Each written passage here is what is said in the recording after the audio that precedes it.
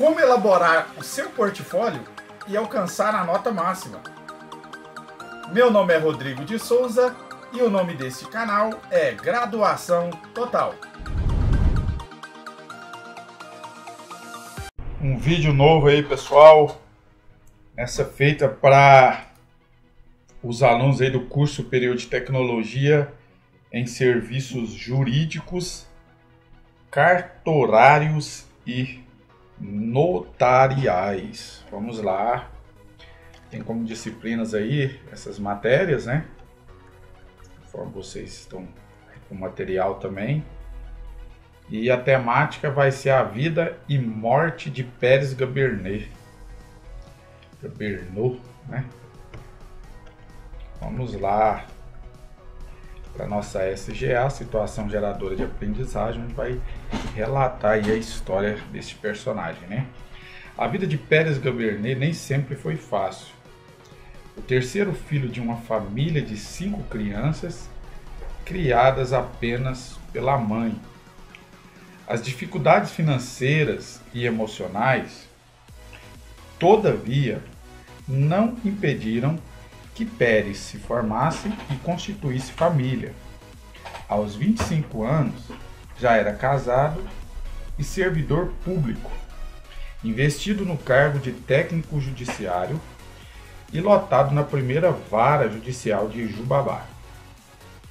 Pérez Gabernat casou-se com sua primeira e única namorada, Anne Merle, assim que atingiu a maioridade civil. Durante o processo de habilitação para o casamento, Pérez e Anne optaram por formalizar um pacto antinupcial, estabelecendo a comunhão total como regime de bens do casal. O pacto previa ainda que a administração dos bens a serem adquiridos na constância do casamento e a educação dos filhos seriam de competência exclusiva de Pérez, sob o fundamento de que Anne não teria competência para isso. Após o processo de habilitação, o casamento foi celebrado numa linda chácara, conduzido por um juiz de paz e por um escrivão de cartório situado no município de Jubabá.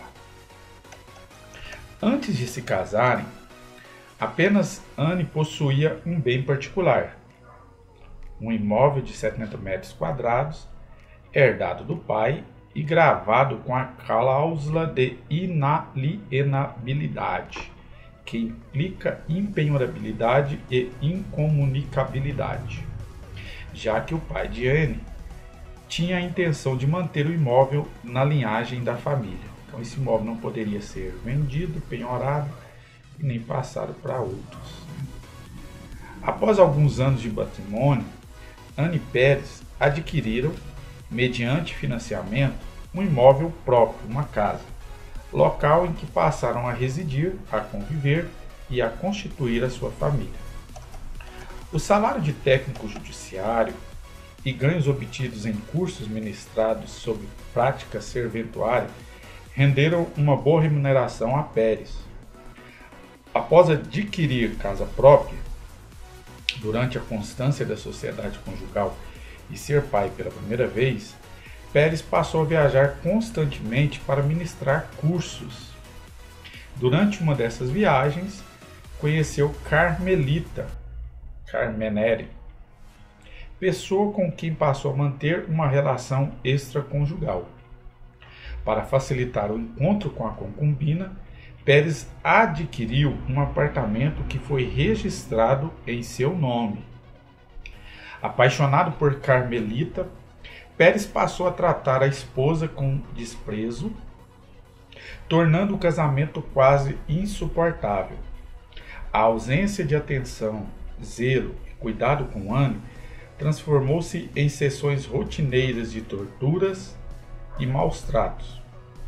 Pérez começou a agredir fisicamente a esposa, permanecendo inclusive preso por um período. Aliás, dotado de uma personalidade extremamente machista, Pérez não entendia por que não podia dar umas lições à esposa. Afinal, para ele, o Estado não deveria interferir nas relações conjugais e familiares. O que acontece dentro de casa é problema nosso, disse uma vez ao policial. Pérez não sabia, no entanto, que o Estado tem o dever de proteger as famílias, inclusive por meio da criação de mecanismos para coibir a violência no âmbito das relações domésticas. Afinal, só é possível ter de fato um Estado democrático de direito com fundamento da dignidade da pessoa humana se houver políticas públicas, programas sociais e iniciativas legislativas nesse sentido. Como se não bastasse o mencionado comportamento totalmente reprovável, Pérez Gabernet ainda resolveu doar o apartamento à sua concubina. Contudo, celebrou um contrato de compra e venda com Carmelita, sendo que, de fato, Carmelita não pagou pelo apartamento. Em síntese, essa então foi a vida de Pérez Gabernet, técnico judiciário, casado, um filho fruto do casamento e uma amante desconhecida pela esposa. A vida ora estabilizada deu uma certa reviravolta quando Pérez soube que sofria de uma doença terminal. Dono de uma personalidade materialista, passou a se preocupar com a herança. Assim, resolveu elaborar um testamento público, no qual deixava 50% do seu patrimônio para o filho e 50% do patrimônio para sua concubina. A intenção era deixar Anne, a esposa, fora do rol de herdeiros e sem direito à reação. O patrimônio era constituído pela residência do casal, N. Pérez, e por uma aplicação financeira de R$100 mil, já que o apartamento havia sido doado, entre aspas, a Carmelita. Alguns meses após a elaboração e registro do citado testamento, Pérez faleceu. Agora é com você. Então essa é a história aí, né, contada pela nossa SGA, Situação Geradora de Aprendizagem, que descreve aí a vida de Pérez Gabernet, né? A partir da situação geradora de aprendizagem, SGA, que envolve uma série de fatos, o seu desafio é apresentar soluções aos problemas decorrentes dessa situação, considerando os aspectos pertinentes às disciplinas Direito Civil e Família, Registro Civil de Pessoas Naturais e Jurídicas, Direito do Estado, Direito Civil Negócio Jurídico, Direito Civil Sucessões. Então aqui já começa agora as etapas, né, para a elaboração do seu trabalho. Então vamos lá, passo 1, Direito Civil Família. Esse passo 1 aqui vale 600 pontos. Pérez Gabernet e Anne Mello celebraram um pacto antinupcial, estabelecendo, dentre outras regras, as seguintes cláusulas: o regime de comunhão total de bens, a administração dos bens a serem adquiridos na constância do casamento como atribuição exclusiva de Pérez, a educação dos filhos como atribuição exclusiva de Pérez. Você aprendeu que o pacto antinupcial é um documento por meio do qual os nubentes manifestam sua vontade acerca do regime de bens a ser aplicado à sociedade conjugal. Ele é elaborado por meio de uma escritura pública sob pena de nulidade e perde sua eficácia se o casamento não vier a se concretizar.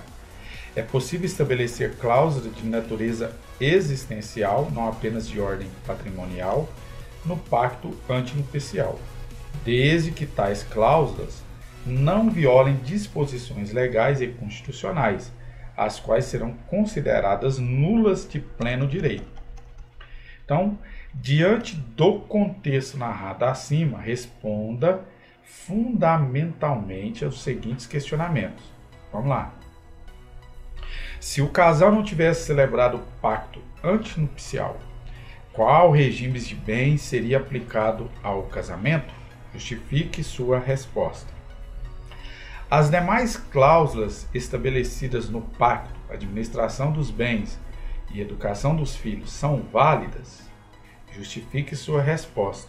indicando princípios e disposições legais e constitucionais. Então, pessoal, dentro da disciplina Direito Civil Família, você vai encontrar as informações relacionadas a essas perguntas aqui. O que acontece? Esse regime de bens, conforme está descrito aqui no trabalho, é um conjunto de regras, né, relacionadas à proteção do patrimônio dos nubentes, né, e que os mesmos escolhem antes do casamento. Então, antes do casamento, escolhe-se ali o regime, né, as regras relacionadas ao patrimônio, né. Então, essas regras definem como os bens irão ser administrados, né. Então, após a escolha do regime de bens do casamento, se faz necessário realizar um pacto antinupcial. Então, esse pacto antinupcial é considerado um negócio jurídico de natureza patrimonial, onde os nubentes estipulam qual o regime de casamento que irão adotar, né?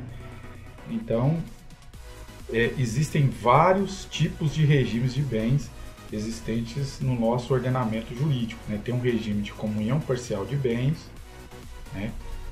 Tem outros regimes, que é o regime de comunhão universal de bens, e tem outros também, que é o regime de separação convencional ou absoluta de bens, né? E o regime de participação final nos aquestos. São várias possibilidades aí que os nubentes têm à sua disposição para escolher no momento antes do casamento, né? Então, são realizados esse pacto antinupcial aqui, onde você vai escolher, né? Então, se o casal não tivesse celebrado o pacto, qual seria, né, o regime de bens aplicado ao casamento?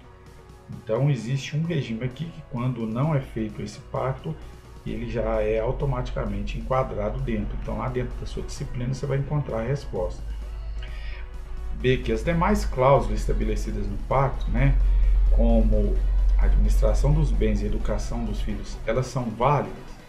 Pessoal, de antemão aqui, não são válidas essas cláusulas que ferem os princípios, né, violem as disposições legais e constitucionais. Então, você vai encontrar lá justamente informação no seu material que vai colaborar com a resposta, a fundamentação dessa resposta aqui, ó. Por quê? Porque está indo além, né?